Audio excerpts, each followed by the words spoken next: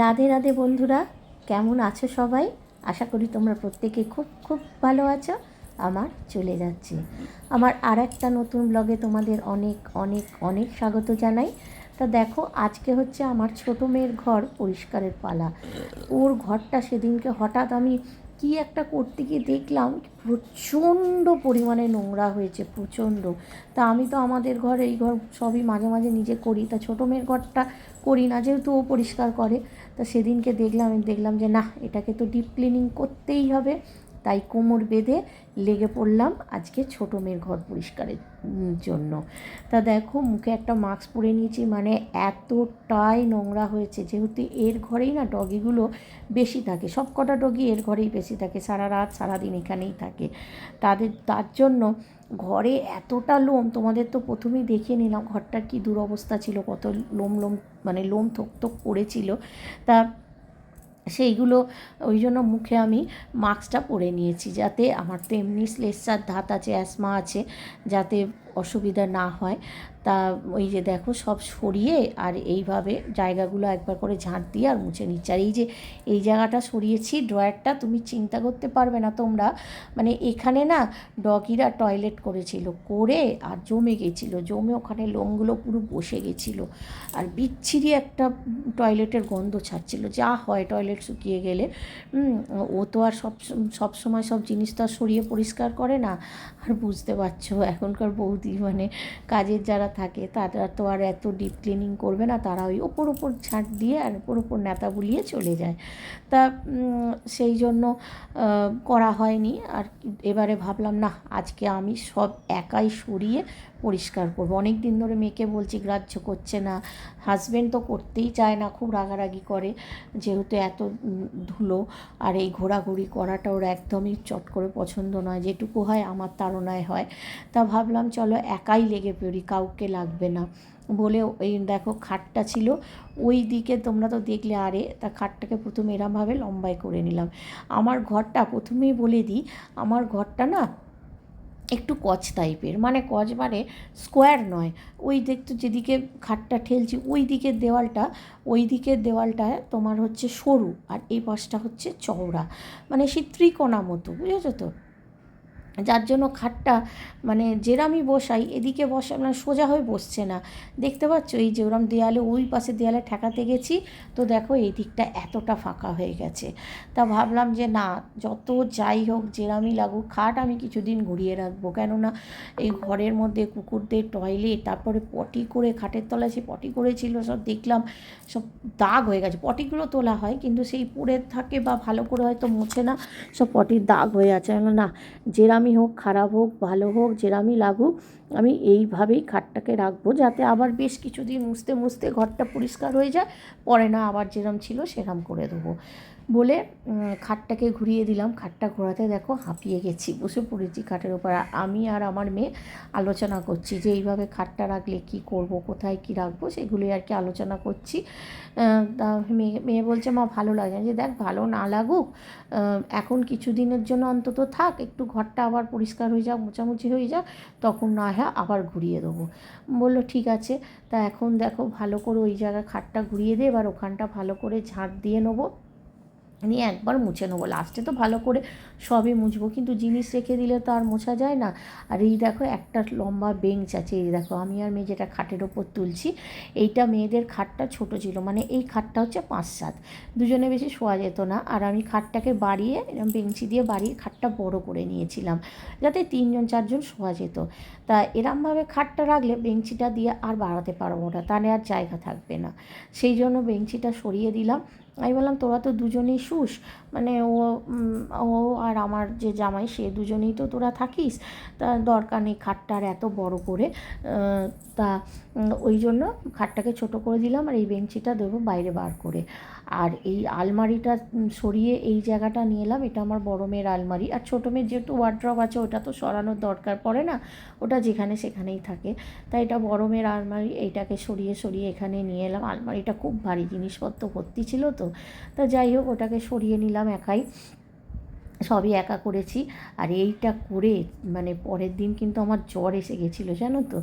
এত শরীর খারাপ হয়ে গেছিলো, গা হাত পা ব্যথা, জ্বর এসে গেছিলো, আর এমনি ধুলো লেগেছিলো। সেই তারপর সর্দি টর্দি সব হয়ে গেছিলো, আর সেই হাজব্যান্ডটা খুব বকাবকি করেছিল, কিন্তু কি করব বলো, করতে তো হবেই। আর সত্যি কথা বলতে একার পক্ষে করা, আর আমার ছোটো মেয়েকে একটুখানি ডেকেছিলাম যে আমার সঙ্গে একটু হেল্প করে, একটু এদিক ওদিক আমি হাতে হাতে দিচ্ছি, তুই রেখে দেন পরিষ্কার করে, না একা এদিকে করব না ওইদিকে চাগিয়ে আনবো, ওই জন্য বললাম মুছে মুছে দিচ্ছি, তুই শুধু একটু জায়গা দে। সে ওইটুকুর জন্যই তার গোটা পা হাত চুলকে চুলকে, ওই দেখো চুলকোতে বসে গেছে, তার নাকি এত চুলকেছে সব ফুলে ফুলে গেছে, মানে ওই ধুলো থেকে অ্যালার্জি মতো হয়ে গেছে, সে চুল করছে বসে বসে। আমি তোকে থাক, তোকে আর কিছু করতে হবে না, আমি করে নিচ্ছি বলে তাকে আর বললাম তো তুই চলে যা, তোকে আর করতে হবে না, অনেক করে দিয়েছিস আমার বলে আমি একাই করলাম।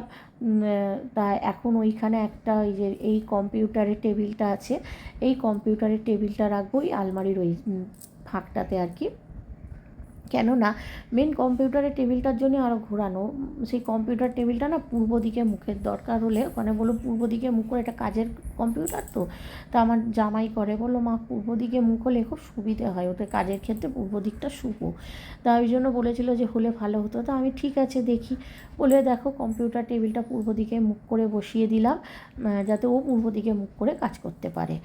আর দিয়ে এবারে এক এক করে ঘরদোরগুলো সব জিনিসগুলো, আর খাটের ওপরটা না মানে পুরো একদম জবরদস্ত আছে, যত কিছু সব এই খাটের ওপরে, আর আমি না সব পারি জানো তো, পরিষ্কার করা, ঝাঁট দেওয়া, ঘোরানো সরানো সব, কিন্তু আমার কষ্টটা কোথায় হয় বলো তো, ওই যখন হাঁটু ধরো খাটে উঠলাম আবার নামলাম, এই যে হাঁটু মুড়ে মুড়ে কাজগুলো যখনই করতে হয় না, তখনই আমার খুব কষ্ট হয় হাঁটুতে। তাই জন্য আমি মেয়েকে বললাম যে দেখ অন্তত তুই আমাকে একটু হেল্প করে দে, জিনিসগুলো খাটের ওপর যেগুলো ধরো আলমারির মাথায় বাক্স টাক্স এগুলো রাখা, ওগুলো তুলে দে, তারপরে আমি করে নেবো। আর এখানে মেয়েকে জিজ্ঞেস করে করে এই যে এই আলমারি মাথায় এক গাড়ি সব এক্সপায়ারি ওষুধ হ্যান ত্যান সব ছিল, জিজ্ঞেস করে করে কিছু ফেলে দিলাম, যেগুলো নষ্ট হয়ে গেছে যেগুলো ভালো আছে মেয়েকে জিজ্ঞেস করে করে রাখলাম। আর এর মধ্যে থাকে গরমের ঘরে পরার জামা, আর ওদের পুরনো সব বই খাতা যেগুলো লাগবে অথচ এখন লাগবে না, এই রকম বই খাতা। তা এইটাকে আমি করে দেবো বারান্দায়, আমার যে উপরে বারান্দাটা ছোটো ওখানে করে দেবো, এই জায়গাটায় রাখবো ওই আমার ড্রেসিং টেবিলটা, ওই ড্রেসিং টেবিলের মধ্যে বড়ো মেয়ের সব জিনিস থাকে, ছোটো মেয়ের তো ওয়ার্ড্রপের সঙ্গে ড্রেসিং টেবিল করা, ওই জন্য ওটা থাকে না, বড়ো মেয়ের থাকে, তা সেই ড্রেসিং টেবিলটা করে দেবো এই দিকে দিয়ে, তারপরে মোটামুটি সব পরিষ্কার হবে, এরপর ঝাঁট দেওয়া, তারপরে সবচেয়ে বড় কথা আমার বিছানাটা ফাঁকা করতে হবে, মারাত্মক অবস্থা বিছানাটা। এবারে দেখো বারান্দা ওই ওয়ার্ড্রপটা নিয়ে গেছিলাম, ওইটাকে যে ছোটো কাঠের আলমারিটা আর কি নিয়ে গেলাম, সেইটা ঠিক করে গোছাতে হবে, সেইটা জায়গায় রাখতে হবে, এরকম অনেক কোচকোচ করে কাজ। দেখো সব কিছু তো আর আমরা ক্যামেরা করে দেখাতে পারি না, না দেখো সব কিছু ক্যামেরা করে দেখানো অসম্ভব, এই কাজটা করতে আমার লেগেছিল 5 থেকে 6 ঘন্টা, সেটা কি আমার দেখানো কখনো সম্ভব তোমাদের বলো তো? দুনিয়ার নোংরা নিয়ে বসেছি, মানে এদের ঘরে যে এত লোম, এত নোংরা, বাপ রে বাপ, আমি পাগল হয়ে গেছি আজকে। বিগত 2 মাস ধরে বলছে ঘরটা করবে করবে, মা করবো মা করবো, আমি আর জামাই আর আমার মেয়ে মিলে বিশাল করলো, সে আমাকেই ধরতে হচ্ছে। इसलिए मम्मी की जरूरत है जीवन में। মনে গেলে সব করে যাবে, কিচ্ছু থাকবে না। তারপরে আমি বলছি বয়সে, আরে আমি এরকম গেছিলাম, ওটা পায়ে পড়ে গেছে, তাই আমরা কি করবো, আমাদের যখন দাদি ঘর তো করবো, বলছে যে লোক ডাকবো লোক ডাকবো, আর মাকে নিয়ে যাবো, লোকগুলোকে অ্যাসিস্ট করবে বসে বসে, লোক ডাকবে। এটা কার ফেলে দিচ্ছিস? এটা দিদির আগের অফিসে, লাগবে না তো? আগের অফিসে তো নিয়ে করবে কি, ওই স্ট্যাম্প আমার থেকে নিয়েছিল ফলসটা বানানোর জন্য, এবার লাগবে কি লাগবে না ওকে জিজ্ঞেস করবো না, সাইডে রাখবো। দরকার নেই। আমি জানতাম তো এই জিনিসটা দেখেও এসে কেক কেক করবে, এই জন্যই আমি বলছিলাম যে এটা কি?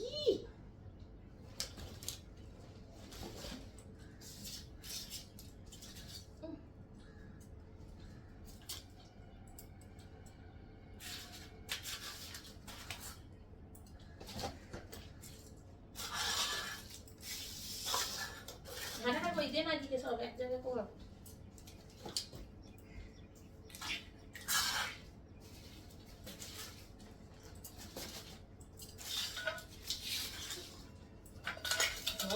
ঘর পরিষ্কার করি, আমাদের বাড়ি থেকে এক বস্তা করে, আমরাই ডাস্টবিন করি, এক বস্তা করে বেরোবেই আমাদের ঘর থেকে। এটা ফেলে দেবো? হ্যাঁ ফেলে দাও, স্কুলে না লাইব্রেরি।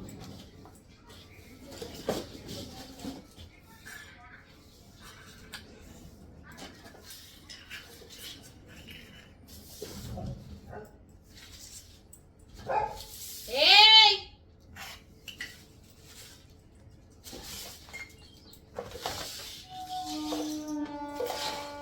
এটা ফেলে দাও।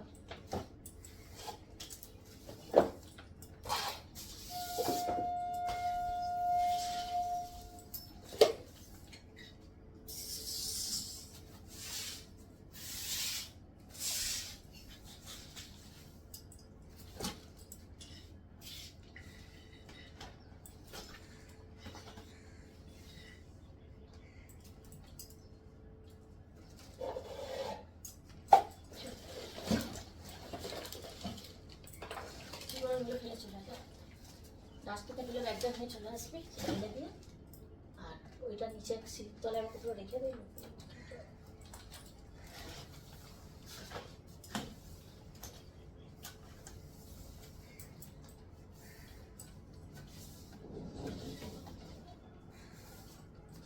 তো তোমাদের যেটা বলছিলাম বন্ধুরা, এইটা করতে তো বললাম যে আমার প্রায় সারা দিনই লেগে গেছে। এবার সারা দিন কি তোমাদের আমি দেখাতে পারি? এখান থেকে যতটুকু সম্ভব কেটে কেটে ছোট করে করে তোমাদের আমি দেখানোর চেষ্টা করি।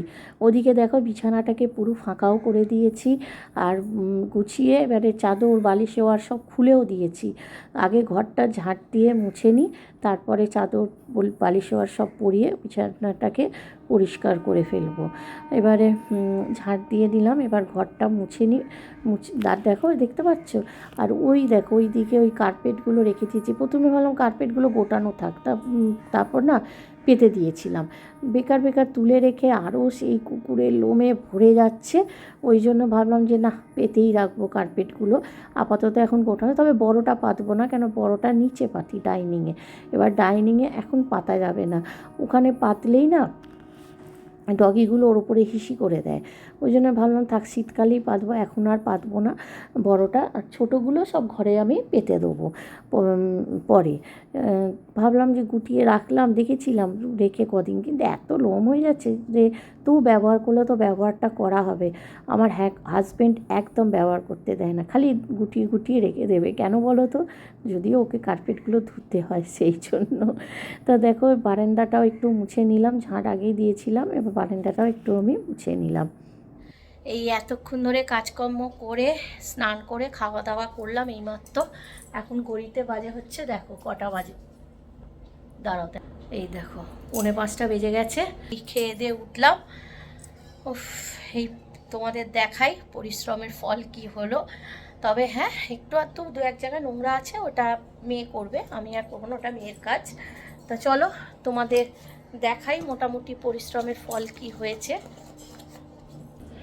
দেখো, চেয়ারটা অ্যাভয়েড করবে, সব জামা কাপড় শুকনোই আর কি, পাট করা হয়নি, ওগুলো মেয়ে পাট করবে।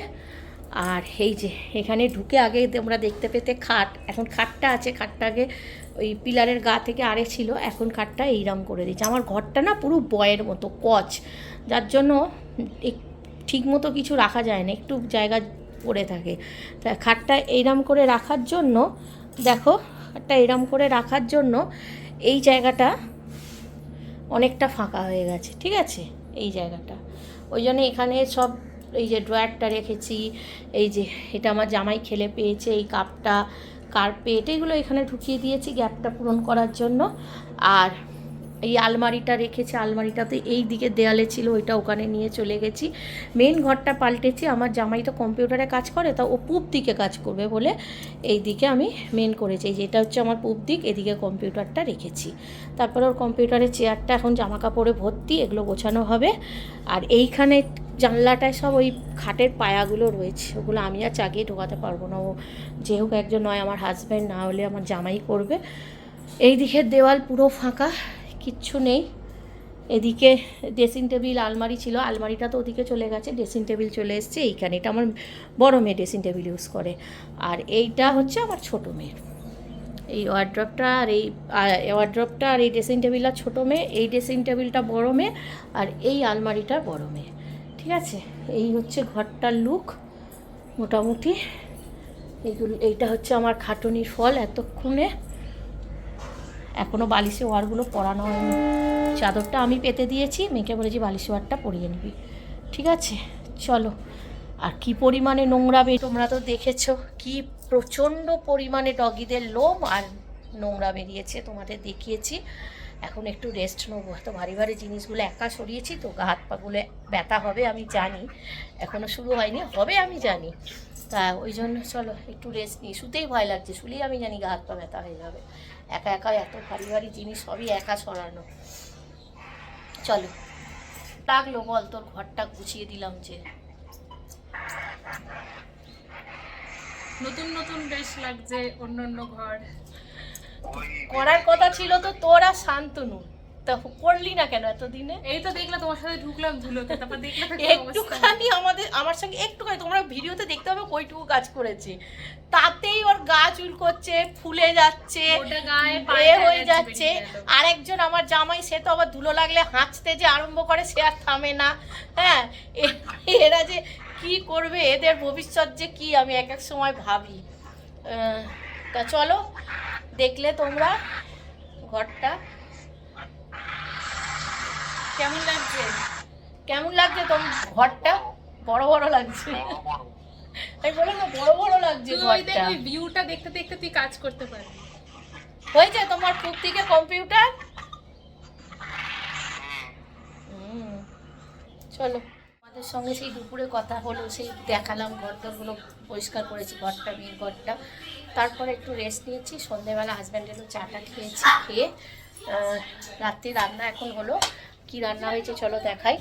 এই যে এখানে আছে পরোটা, ধোকা আর আম, এটা হচ্ছে রাতের মেনু। এই যে ধোকা, আম আর পরোটা, এটা হচ্ছে রাতের মেনু। যেহেতু ভেজ, কেননা কিবার একাদশী গেল কালকে, রবিবার একাদশী গেছে, একাদশীর আগের দিনও ভেজ নিরামিষ, একাদশীর দিন তো ভাত মানে পঞ্চশস্যর কিছুই খাই না, আর একাদশী পরের দিনও, আজকে যেহেতু সোমবার পরের দিন, আজকেও নিরামিষ, আর কালও নিরামিষ হবে, কাল মঙ্গলবার, আমরা এমনি নিরামিষ খাই। তা কী আর করবো, রোজ রোজ নিরামিষ, এই করেছি রাত্রিরে। আর সকালে তো করেছিলাম ভাত, টকের ডাল, কাঁকরোল ভাজা, আলু ভাজা, চিচিঙে আলু পোস্ত, চাটনি, এগুলো সকালে করেছিলাম। তো চলো খেয়ে নিই। আর